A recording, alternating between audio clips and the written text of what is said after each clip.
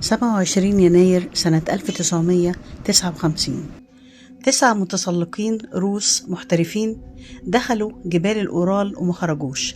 الساعة 2 بالليل في عز التلج، تقريبا 30 درجة تحت الصفر. 9 شباب نايمين جوه خيمة في قمة جبال الأورال.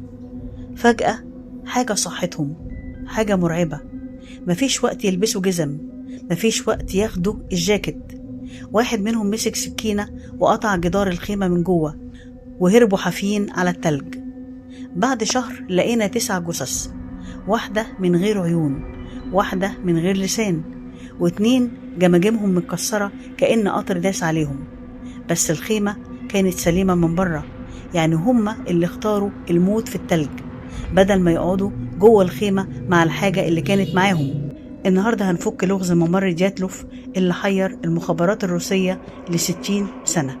اسمي سليلة ودي قناة سليلة القاضي.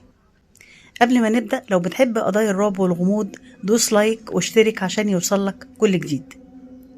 في 23 يناير 1959 مجموعة من 9 طلاب هندسة بقيادة إيغور دياتلوف، كان عنده 22 سنة، قرروا إن هم يعملوا رحلة تسلق صعبة جدا عشان ياخدوا شهادة سيد الرياضة. كلهم كانوا شباب رياضيين وخبرة، معاهم أكل يكفي شهر، يعني مستحيل يضيعوا. آخر رسالة منهم كانت يوم 28 يناير، كانوا بيقولوا فيها إن الجو تمام وبكرة هنوصل للقمة. لكن بعدها اختفوا تماما. يوم 20 فبراير الأهل بلغوا الشرطة اللي بعتوا فرق إنقاذ. يوم 26 فبراير لقوا الخيمة، بس المنظر كان يرعب. الخيمة كانت مقطوعة من جوه بسكينة، يعني هم اللي هربوا فجأة وما استنوش يطلعوا من الباب بتاع الخيمة. هدومهم التقيلة والجزم كانت متسابة جوه، يعني طلعوا في عز التلج بالبيجامة. آثار أقدامهم كانت ماشية بهدوء مش جري، كأنهم بيمشوا من حاجة بتطردهم مش من حاجة بتهاجمهم. بعدها بشهرين بدأوا يلاقوا الجثث. أول 2 كانوا تحت شجرة، حفروا حفرة عشان يولعوا نار، بس إيديهم اتجمدت وماتوا من البرد. أما الباقي لقوهم في التلج، بس هنا الكارثة، جمجمة مكسورة، ضلوع متكسرة، واحدة منهم عينيها مش موجودة، وواحدة لسانها مقطوع. تقرير الطب الشرعي كتب إن في قوة هائلة بتعادل حادث عربية، بس مفيش أي أثر بره لجسم صلب ضربهم. أما بقى بالنسبة للنظريات اللي هتصدمك، أول نظرية اللي هي الانهيار التلجي، وده كان أشهر تفسير رسمي، بس مستحيل إن ده يحصل لأن المكان كان ميله 15 درجة بس، يعني مستحيل يعمل انهيار. وكمان ليه قطعوا الخيمة وهربوا؟ لو في انهيار كانوا هيستخبوا جوه. النظرية التانية أسلحة سرية روسية. جبال الأورال كان فيها تجارب صواريخ سرية، وشهود قالوا إنهم شافوا كرات نار في السماء الليلة دي. ممكن انفجار فوق صوتي يكون عمل موجة ضغط كسرت عظمهم من غير ما تجرح الجلد، وده يفسر هم ليه هربوا مرعوبين. النظرية الثالثة هجوم من قبيلة المنسي. المكان اللي كان فيه التخييم كان مكان مقدس عند قبيلة المنسي، فممكن جدا ان المتسلقين يكونوا دخلوا منطقة ممنوعة فهجموا عليهم. بس ليه مفيش آثار أقدام تانية؟ وليه قطعوا لسان بنت؟ المنسي عمرهم ما عملوا كده أبدا. النظرية الرابعة انفجار غاز الميثان. التلج تحته غاز ميثان، يعني ممكن يكون انفجار خلى الأرض تهتز فكسر عظمهم، بس ده ما يفسرش ليه العيون ما كانتش موجودة ولا اللسان. النظرية الخامسة الرعب الشديد، ودي أغرب نظرية. دكتور قال إن الخوف الشديد ممكن يخلي الجسم يقطع لسانه وعينه بنفسه. بس هل في 9 أشخاص هيتجننوا مرة واحدة ويعملوا كده في نفسهم؟ والحقيقة أنا شايفة إن دي نظرية غريبة ومضحكة. والسؤال اللي بيطرح نفسه دلوقتي، سنة 2020 روسيا قفلت القضية رسميا وقالوا انهيار تلجي، بس أهالي الضحايا وعلماء كتير رفضوا التفسير ده. لحد النهاردة ممر دياتلوف مقفول، ومحدش عارف ال9 شباب دول شافوا ايه الليلة اللي يخليهم يقطعوا الخيمة بتاعتهم ويجروا في موت محقق. انت ايه رأيك؟ مين اللي قتلهم؟ بالنسبة لنظرية الصاروخ، طب الدليل اللي ضد النظرية دي ايه؟ لو في صاروخ هيكون وقع، ليه مفيش حفرة؟ وليه الخيمة سليمة من بره بس مقطوعة من جوه؟ في 3 حاجات في التحقيق محدش لقى ليها أي تفسير لحد 2026. أولا، لقوا إشعاع نووي على هدوم 3 منهم، منين جه الإشعاع ده؟ تاني حاجة، عيون زينة ولسانها، الطب الشرعي قال إن هم اتاكلوا بس مفيش أي أثر لحيوان حوالين الجثث. تالت حاجة، واحد من الناجين يوري انسحب من الرحلة قبلها بيوم عشان كان عنده روماتيزم، الوحيد اللي عاش. تخيل معايا لو كان ايه اللي ممكن يحصل؟ دي كانت كل النظريات الرسمية، لكن في على ريدت ويوتيوب نظريات أغرب بكتير. في ناس بتقول إن الكرات النارية اللي شافوها في السماء دي كانت مركبة فضائية. بيقولوا إن الفضائيين خطفوا المجموعة وعملوا عليهم تجارب، قطعوا عيونهم ولسانهم علشان يدرسوا الحواس، وبعدين رموهم في التلج. والدليل على كده الإشعاع اللي لقوه على هدومهم، منين ممكن يكون جه إلا من تكنولوجيا فضائية. في نظرية تانية بتتكلم عن ياتي التلج أو رجل الثلج.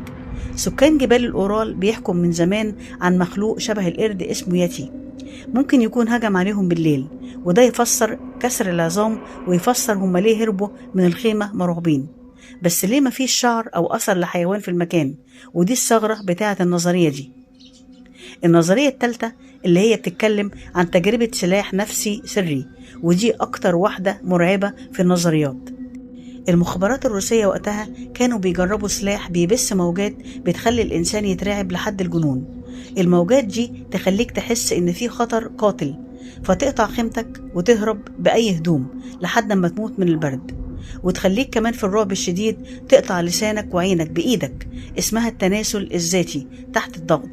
وده يفسر ليه مفيش أي أثر بره، هم اللي قتلوا نفسهم من الخوف.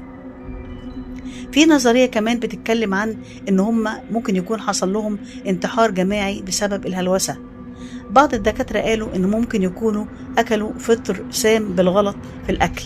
الفطر ده بيعمل هلوسة جماعية، بيخلي 9 أشخاص يشوفوا نفس الكابوس ويجروا في التلج لحد ما يموتوا. بس برضو ده ما بيشرحش إيه السبب اللي خلى الجمجمة تتكسر. من التفسيرات المحتملة اللي أثارت اهتمام المحققين من البداية إن هم بيقولوا إن أسباب الحادث بيرجع لانهيار جليدي ممكن يكون جرف الضحايا، لكن كان فيه مؤشرات كتير بتناقض التفسير ده. منها إن المحققين ما لقيوش أي دليل يعني على الموضوع ده. كمان المنحدر اللي كان فوق المخيم ما كانش بيتجاوز 23 درجة، وهو بالتالي مسطح، ما بيسمحش بحدوث انهيار جليدي. إضافة لكون الإصابات الغريبة اللي كانت موجودة في الضحايا في الصدر والجمجمة كانت غريبة وغير عادية في حوادث الانهيارات الجليدية. وكمان التحقيقات السابقة عجزت عن تفسير إمكانية حدوث انهيار جليدي في منتصف الليل، خصوصا إن ما كانش فيه تساقط للتلج في المساء اللي قبليه على طول. افترض الباحثين إن فريق البعثة حفروا حفرة في الغطاء التلجي على منحدر جبل الموت علشان يحموا الخيمة بتاعتهم من الرياح، وقالوا إن هم لو ما كانوش حفروا في المنحدر ما كانش حصل أي حاجة، وكان ده هو العامل الأول. لكن ده ما كانش كافي لتفسير اللي حصل، وكان في عامل تاني بيتعلق برياح قوية من نوع خاص بتيجي من أعلى المنحدرات لأسفلها بفعل الجاذبية اللي بتحرك الهواء البارد اللي بيتكون فوق التلج أو الأسطح الجليدية.